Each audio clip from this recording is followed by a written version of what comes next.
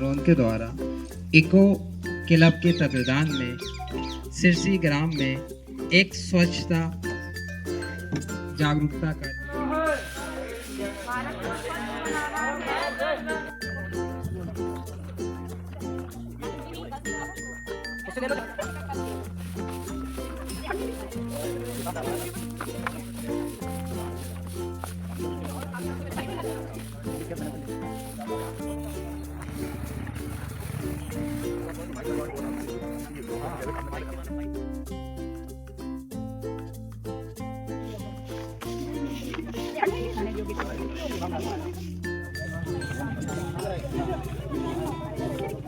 Polythene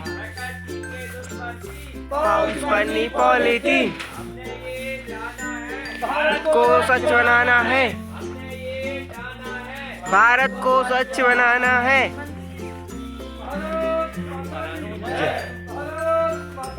जय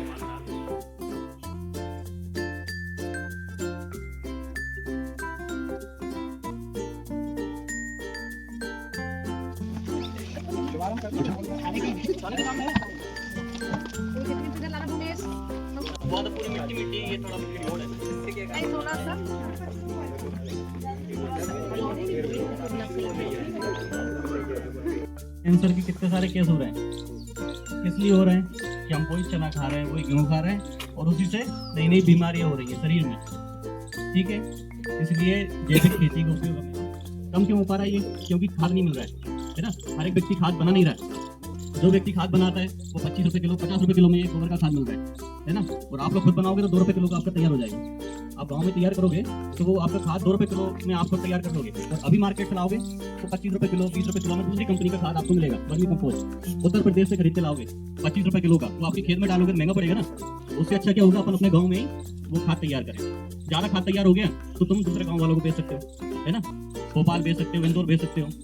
तो इसमें एक तरह का रोजगार भी अपना बना सकते हैं और अपनी आगे की खेती भी अच्छी से कर सकते हैं। के बैग या कपड़े की थैली यूज करें, लेकिन अब क्या है, हम आदी हो चुके हैं, उनको चेंज तो नहीं कर सकते, लेकिन हमें उन्हें फेंकना भी नहीं चाहिए। पॉलीथीन जो हम बाजार से लाते हैं उन्हें फेंकना भी नहीं चाहिए। अगर हम फेंक देते हैं तो वो नालियों में फंस जाती हैं और नाली का पानी बाहर आता है तो कीटाणु से बहुत सारी बीमारियां होती हैं। बनाइए जार था वो टूट गया था, अगर हम सोचते हैं कि इसको फेंक देते हैं, लेकिन हमारे कुछ क्रिएटिव स्टूडेंट्स ने इसको एक डेकोरेशन टाइप में बना दिया। ये देखने में भी अच्छा लग रहा है और प्रकृति को कोई नुकसान भी नहीं हो रहा है।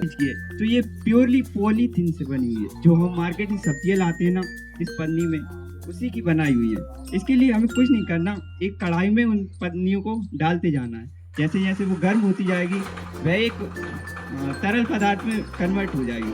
उसके बाद हम किसी भी आकार, जैसे कि थाली में डाल के उसको आकार दे सकते हैं। यह भी एक क्रिएटिव है। अगर हम चाहते तो उनको फेंकते तो फिर से प्रदूषण होता, लेकिन अब ये हमारे लिए रीयूज हो गई है। ठीक भी करवाते हैं, लेकिन उसकी भी एक लिमिट होती है।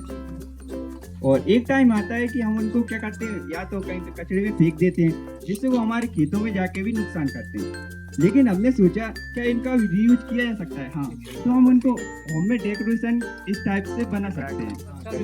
मतलब जैसा हम घर में मतलब कुछ भी यूज कर सकते हैं, इससे कोई नुकसान नहीं होगा प्रकृति को। पॉल्यूशन पे बहुत गहरा मुद्दा बन चुका है। अपन प्लास्टिक फ्री लाइफ तो नहीं कर सकते कि प्लास्टिक फ्री लाइफ कर लो, लेकिन उन चीजों को रीयूज जरूर कर सकते हैं। जैसे कि पेज से बुक्स भी होती हैं, तो जो बुक्स आप पढ़ चुके होते हैं उन बुक्स को हम लोग नॉर्मली क्या करते हैं, या तो बेच देते हैं या फिर फेंक देते हैं। तो उन्हें बेचने की जगह पे अपन उनका भी रीयूज कर सकते हैं। जैसे कि हमारे भैया ने ये बनाया है, तो ये नॉर्मली गांव में पुराने बनाए जाते हैं जी गांव में, लेकिन अब लोगों ने इसे बनाना कम कर दिया है। तो इसके लिए कुछ नहीं करना है, बस वैसे प्रोसेस आप सब जानते हैं, लेकिन फिर भी बस पीसेस गलाने हैं और उनको कूटने के बाद इनको किसी बर्तन पे आकार दे देना है। इसमें अपन व्हील यूज कर सकते हैं इसकी चिकनाई के लिए, तो ये अपने किसी बकेट या किसी चीज रखने के लिए यूज में भी आ जाएगा और इससे अपना पेज रीयूज भी हो जाएगा। तो पॉल्यूशन कई हद तक हम अपनी क्रिएटिविटी से उसे पोल्यूशन कई हद तक कम कर सकते हैं। प्लास्टिक फ्री लाइफ बिल्कुल नहीं कर सकते हैं, लेकिन उसे कई हद तक अपन कम कर सकते हैं। ध्यान रहता है कि वे रासायनिक कीटनाशकों के कारण अपने शरीर पर अफेक्ट पड़ता है। और यहाँ तक कि आप जैसे सब्जी वगैरह कुछ लगाते हैं तो उन पे रासायनिक चीज़ों के प्रभाव के कारण तो अपने शरीर पे बहुत सारी बीमारियां हो जाती हैं, जैसे कि कैंसर वगैरह। और बड़ा हो रहा है ये कहाँ ले जा रहे हैं? फेंकने के लिए तो इसको कहाँ फेंकते हैं आप लोग? इधर कहीं पे डाल देते हैं। अच्छा, घूरे पे डालते हो? हाँ। पता है, मैं आपको इसकी एक विशेष बताऊं बात। हमारे किसान भाइयों को बहुत फायदेमंद है। कैसे? जैसे कि अपना जो गोबर रहता है गाय भैंस का, और हम जो चारा वगैरह डालते हैं तो खाने के बाद जो थोड़ा बहुत बचता है नहीं, अपन क्या करते हैं, घूरे पे फेंक देते हैं। लेकिन नहीं फेंकना चाहिए घूरे पे। अपने को क्या है, बढ़िया या तो गांव में क्या करना चाहिए, एक गड्ढा खोद लो, लगभग 10 फीट लंबाई हो जाए और 4 फीट या 3 फीट उसकी वहाँ कर दे, और उसमें मोटी वाली पन्नी बिछा के उसमें ये पटकते रहें। जिसके बाद में अपन इसमें केचुआ डालेंगे। केचुआ कहाँ से लेके आएंगे? केचुआ कृषि विभाग से भी मिल जाते हैं और ऑनलाइन भी मंगा सकते हैं हम लोग। अच्छा, तो केचुआ डालेंगे उसमें। अब केचुआ डायरेक्ट नहीं डालेंगे, अभी गोबर क्या बहुत गर्मी रहती है इसके अंदर, तो पहले अपन इस गोबर को साइड में पटक लेंगे। साइड में पटकने के बाद पानी डालेंगे, उस पर थोड़ा सा पानी का छिड़काव करेंगे। छिड़काव करने के बाद 2-3 दिन बाहर पड़ा रहने दो इसको।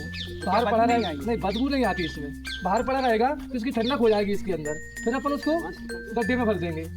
गड्ढे में भरने के बाद इसको 2-3 दिन ऐसा ही पड़ा रहने दो। फिर उसमें कुछ समझो सब्जी वगैरह बनाते हैं, प्याज के छिलके रहते हैं, लहसुन के छिलके रहते हैं, सब्जी के छिलके रहते हैं, उनको भी उसमें पटक दो। पटकने के बाद में उसमें फिर हम केचुआ डालेंगे। समय कितना लगेगा? अच्छा, आप बताओ, आपका घूरे का जो डालते हो कचरा, इसमें कितना समय लगता है? लगभग 2-3 साल तो लगता ही होगा, क्यों दादा? चलने में 2-3 साल तो लग जाता होगा। लेकिन यहाँ क्या है, अपन इससे बनाएंगे लगभग 40 से 50 दिन के अंदर तैयार हो जाता है बिल्कुल। हाँ, तो कुछ नहीं है, इसमें गोबर हमारा घर का रहता है, खाली केचुआ मंगवा के डालना है। खाद बनने से फिर फायदा क्या है? फायदा किसान अपने खेत में डालेगा तो किसान जो खाद बनेगा वो अपने खेत में डालेगा, तो पहली साल में तो अवैध कम रहेगा फसल का, लेकिन धीरे धीरे उसका बढ़ जाएगा और लगभग एवरेज अच्छा हो जाएगा। किसानों को ये खाद डालना चाहिए। सबसे बड़ा फायदा ये है कि जो अनेक प्रकार की बीमारियां चल रही हैं वो सबसे ज़्यादा कीटनाशक से हो रही हैं। हम सारी फसल कीटनाशक से उगा रहे हैं। अच्छा, तो फिर मैं अब यही करूँगा और सबको ही बताऊँगा। बताना चाहिए, सबको बताइए आप। बहुत बहुत धन्यवाद। के दुश्मन थी पाउच पन्नी पॉलीथीन, पाउच पन्नी पॉलीथीन प्रकृति के दुश्मन थी। भारत माता की जय, भारत माता की जय।